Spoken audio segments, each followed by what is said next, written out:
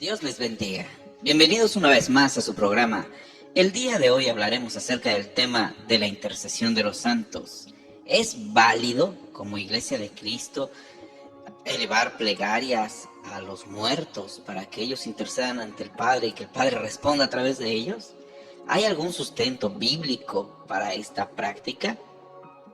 Quédese con nosotros y analizaremos este interesante tema. Existen personas que pretenden justificar su devoción a la intercesión de algún santo, como por ejemplo San Jorge, del que se dice que asesinó a un dragón, afirmando que San Jorge puede escuchar las peticiones de sus miles de fieles en todo lugar y al mismo tiempo.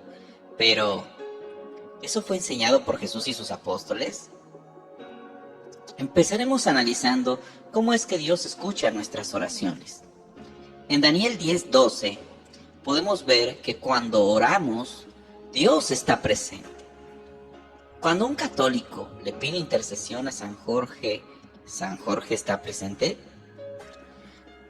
¿Cómo es posible que Dios esté presente en el momento en que nosotros oramos? Esto se debe a que Dios es el único ser descrito en la Escritura que posee la divina característica de la omnipresencia. Esto significa estar en todo lugar al mismo tiempo. Dios está presente cuando un hombre se encuentra en la luna o en un submarino a gran profundidad, pues no existe un lugar donde podamos escondernos de su presencia. Lo dice Salmo 139:7. ¿A dónde me iré de tu espíritu? ¿O a dónde huiré de tu presencia?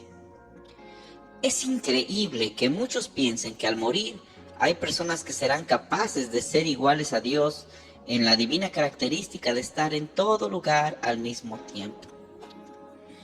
¿Cómo es entonces que un santo muerto podría escuchar las plegarias de sus miles de fieles en todo lugar al mismo tiempo? Si solo Dios puede estar presente cuando sus hijos le oran en todo lugar al mismo tiempo. Es aquí donde, al no encontrar evidencia clara en la Biblia, comienzan las especulaciones. Y como resultado, los apologetas católicos recurren a apelar a la común unión de Cristo con su iglesia. Hablando de la iglesia triunfante que supuestamente se encuentra en el cielo, la iglesia militante que se encuentra en la tierra y la iglesia que supuestamente está en el purgatorio, afirmando que al estar unidos a Cristo los santos pueden escuchar nuestras plegarias. Pero analicemos un poco el tema. Es cierto que la Biblia enseña en Romanos 8:38 al 39 lo siguiente: por lo cual estoy seguro que ni la muerte ni la vida, ni ángeles ni principados, ni potestades, ni lo presente ni lo porvenir, ni lo alto ni lo profundo, ni ninguna otra cosa creada nos podrá separar del amor de Dios, que es en Cristo Jesús, Señor nuestro.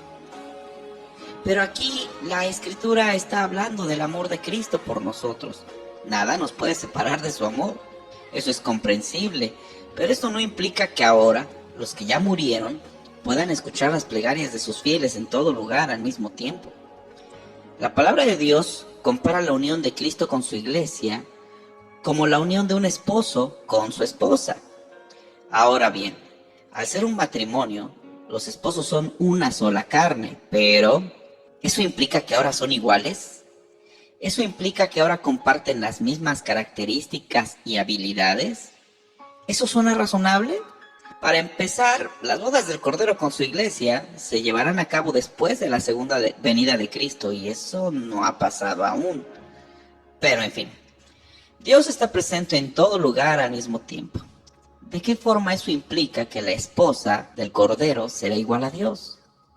Pondré un ejemplo un poco ridículo, una suposición. Vayamos a pensar que Michael Jordan y su esposa en los 90s eran una sola carne. Tenían la comunión más grande que una persona puede tener con otra. Eran una sola carne. ¿Eso implicaba que la esposa de Michael Jordan podría saltar desde la línea de tiros libres y retacar la pelota? Claro que no. Al ser una sola carne y estar en la comunión de un esposo con una esposa, eso no conlleva al hecho de que compartan los mismos talentos y habilidades. Lo mismo pasa con Dios y su iglesia. El grande siempre será Dios. Nunca seremos iguales a Él. Nunca seremos omnipresentes. Nunca seremos omniscientes y nunca seremos omnipotentes. Esas son características de divinidad exclusivas de Dios. Esto, mis queridos hermanos, es una falacia de extrapolación injustificada, pues pretende tomar a dos sujetos completamente diferentes y aplicarles el mismo criterio, en este caso la omnipresencia, y lo hace de manera injustificada porque en la Biblia no encontraremos nada que sugiera dicha afirmación. Ni Jesús ni sus apóstoles lo enseñaron, que al morir los santos muertos podrían escuchar las plegarias de sus miles de fieles en todo lugar al mismo tiempo. Ningún apóstol sugirió tal aberración doctrinal. ¿Pero qué enseñaban los apóstoles entonces? Pablo enseñaba lo siguiente. Vayamos a Filipenses 1, versículo 21 en adelante. Cristo es mi vida y de la misma muerte saco provecho. Pero veo que mientras estoy en este cuerpo, mi trabajo da frutos, de modo que ya no sé qué escoger. Estoy apretado por los dos lados. Por una parte siento gran deseo de largarme y estar con Cristo, lo que sería sin duda mucho mejor. Pero pensando en ustedes, conviene que yo permanezca en esta vida. Pablo se encontraba en un dilema. No sabía qué escoger. Elegir una opción significaba perder la otra. No podía tener las dos cosas. Él afirmaba, de la muerte saco provecho. Esta palabra habla de un provecho personal.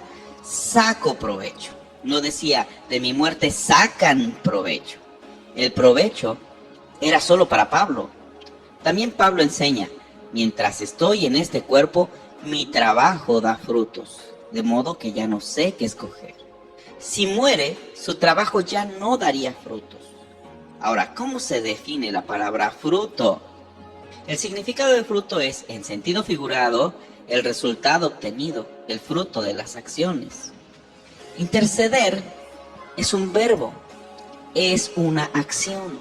Y por lo tanto, esto afirma que mientras él estaba en su cuerpo, su trabajo obtenía resultados, su intercesión obtenía respuesta, cosa que al no estar en su cuerpo ya no podría tener, ya no tendría fruto de su trabajo por la iglesia. Ahora vayamos a Apocalipsis 22:3 y nos dice, y no habrá más maldición, y el trono de Dios y del Cordero estará en ella, y sus siervos le servirán, y verán su rostro, y su nombre estará en sus frentes. A ver. Aquí menciona que hasta después de la segunda venida de Cristo, la iglesia verá su rostro. Pues no que la iglesia triunfante se encuentra con Dios ofreciendo las plegarias de sus fieles. La Biblia enseña que aún hasta el día de hoy, los santos muertos no han visto el rostro de Dios. Pablo nos enseña que Cristo fue primicia de los que resucitaron y ascendieron a los cielos. También nos enseña hasta en qué momento los muertos en Cristo serán resucitados y ascenderán al cielo para por fin encontrarse con nuestro Señor Jesucristo. Y eso será hasta la segunda venida de Cristo. Vamos a ver 1 Tesalonicenses 4, 16 y 17.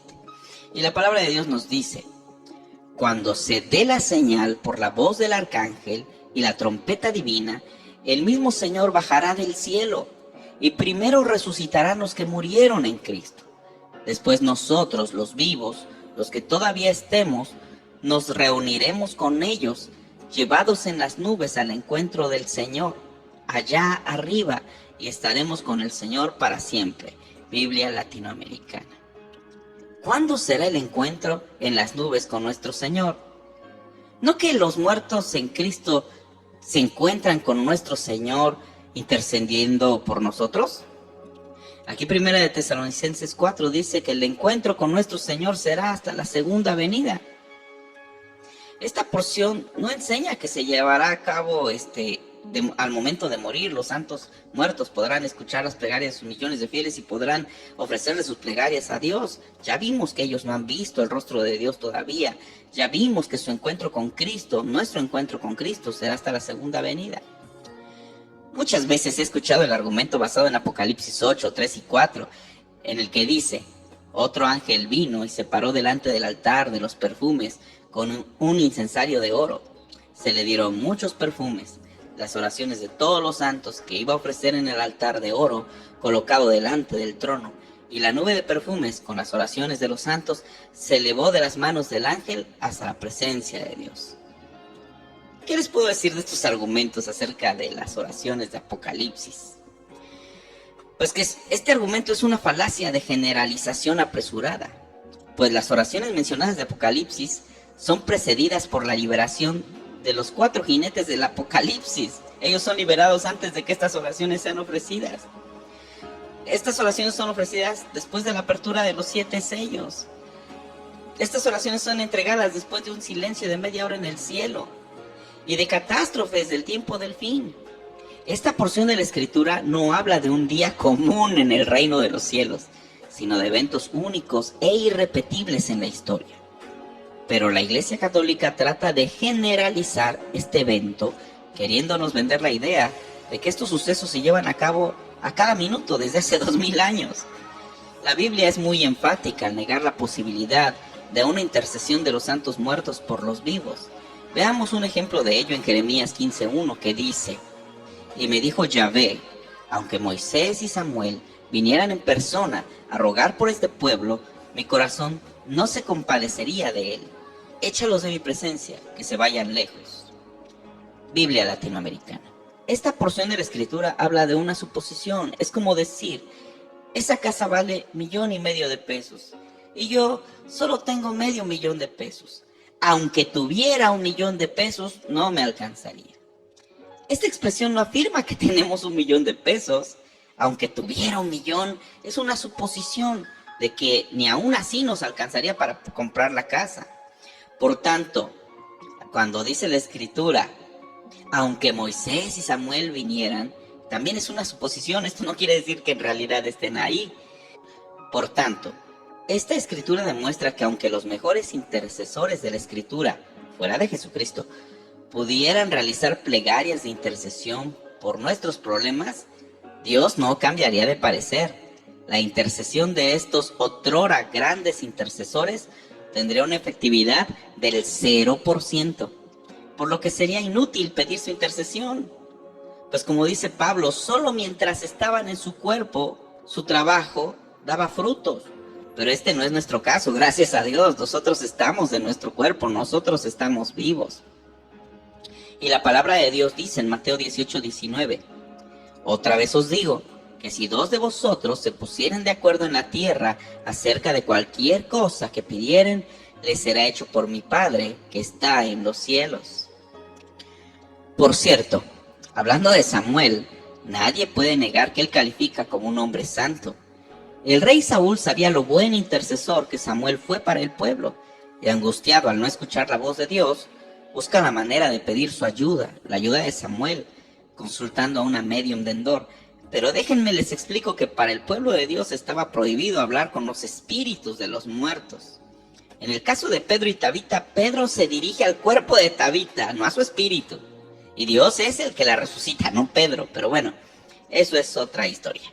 Así que regresemos a Saúl buscando pedir ayuda al espíritu del profeta Samuel.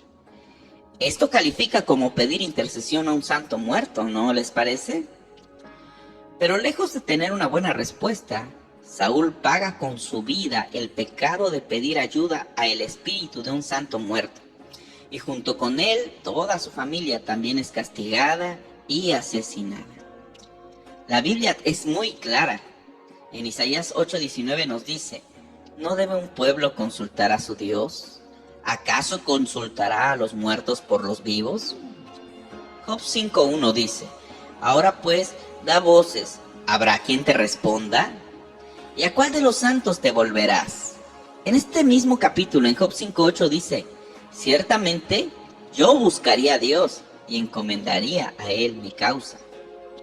Job nos dice que bueno, si nosotros hablamos a los santos, ¿habrá quien nos responda? Job 5:8 dice, ciertamente yo buscaría a Dios y encomendaría a él mi causa, y eso es lo que hacemos los cristianos evangélicos. El único intercesor que se encuentra en los cielos mencionado en la Escritura es Jesucristo mismo, como lo enseña Hebreos 7:25, que nos dice, por eso es capaz de salvar de una vez a los que por medio suyo se acercan a Dios. Él sigue viviendo e intercediendo en favor de ellos. Biblia latinoamericana. Romanos 8:34 dice, ¿quién los condenará? ¿Acaso será Cristo el que murió y más aún resucitó y está a la derecha de Dios intercediendo por nosotros. Biblia latinoamericana. No hay mejor intercesor que Cristo. Es el único intercesor descrito en las Sagradas Escrituras. No hay mejor oración que la que Cristo nos enseñó en Lucas 11, donde lo primero que se nos enseña es que debemos dirigir nuestras oraciones al Padre y en el nombre de Jesús, como le enseña Juan 14:13.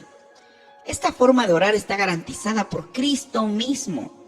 El estar unidos con Cristo jamás nos hará semejantes a Él, de la misma manera que un matrimonio, al ser una sola carne, no significa que la esposa será igual al esposo, sino que será un vaso frágil, diferente al esposo. El esposo no es un vaso frágil.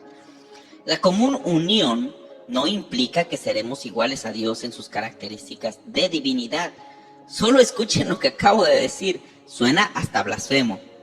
En cuanto a que los ángeles se gozan cuando un pecador se arrepiente, tendremos que ir al original en griego donde dice: así os digo que hay gozo delante de los ángeles de Dios por un pecador que se arrepiente. La palabra utilizada se traduce como a la vista de, por lo que la traducción precisa sería: hay gozo a la vista de los ángeles. Esta misma palabra se vuelve a utilizar en Lucas 16:15, que dice: entonces les dijo, vosotros sois los que os juntáis a vosotros mismos delante de los hombres. La traducción correcta sería a la vista de los hombres. Mas Dios convence vuestros corazones, porque lo que los hombres tienen por sublime delante de Dios es abominación. La misma palabra se ocupa en Lucas 23:14, donde dice: me habéis presentado a este como un hombre que perturba al pueblo, pero habiéndole interrogado yo delante de vosotros, no he hallado en este hombre delito alguno de aquellos de los que lo acusáis. Entonces aquí en estos 3 versículos la palabra se traduce como delante, pero la palabra en el griego original es a la vista de. Entonces el versículo en el que dice que hay gozo delante de los ángeles de Dios, realmente diría: hay gozo a la vista de los ángeles de Dios. Pero ¿y cómo que hay gozo a la vista de los ángeles de Dios? Mateo 18:10 dice: mirad que no menospreciéis a uno de estos pequeños, porque os digo que sus ángeles en los cielos ven siempre el rostro de mi Padre que está en los cielos. Hay gozo delante de los ángeles. No dice que los ángeles se gozan y se enteran de lo que pasa en la tierra. La Escritura dice que hay gozo a la vista de los ángeles cuando un pecador se arrepiente. Y la Biblia es específica en cuanto a qué es lo que está a la vista de los ángeles al decir: ven siempre el rostro de mi Padre que está en los cielos. El gozo está en el rostro de nuestro Padre, que sí lo ve todo, que sí se da cuenta cuando un pecador se arrepiente.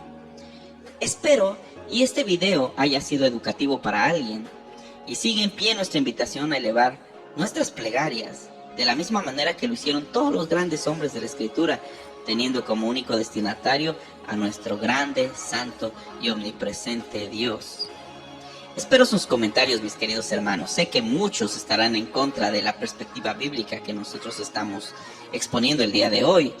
Así es que, para aquellos que quieran debatir, les pregunto: ¿existe mejor intercesor que Cristo? La Biblia solamente menciona a Jesucristo.